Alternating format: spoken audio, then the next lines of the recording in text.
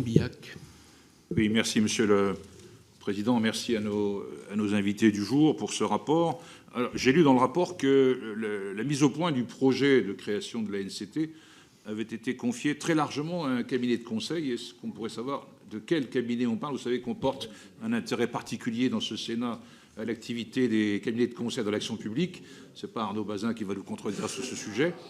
Et donc, j'aimerais savoir de quel cabinet il s'agit. Ensuite, toujours sur les cabinets de conseil, le journal Libération avait publié un article en juillet 2022 qui disait que l'ANCT consacrait un tiers de son budget en dépenses justement de sollicitation auprès des cabinets de conseil. Est-ce que vous confirmez ou infirmez cette nouvelle?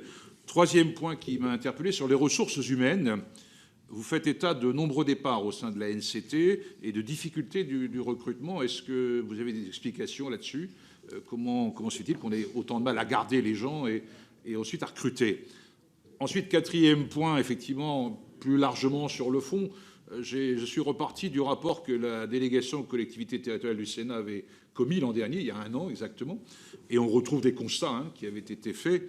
C'était il y a un an, donc implication des préfets inégale, absence de visibilité, une approche encore trop descendante, cela a été évoqué, et une promesse de simplification non tenue.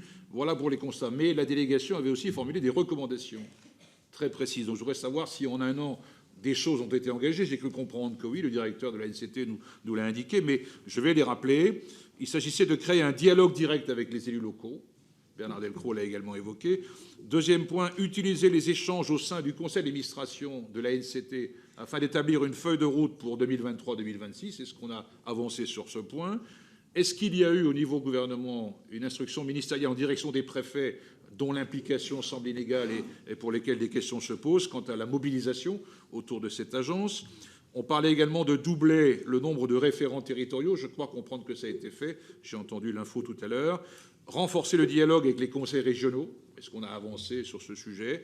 Privilégier la communication et une communication plus simple, plus sobre et déconcentrée.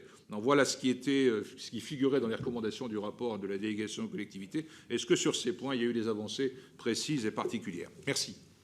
Merci Éric. Christian Billac, puis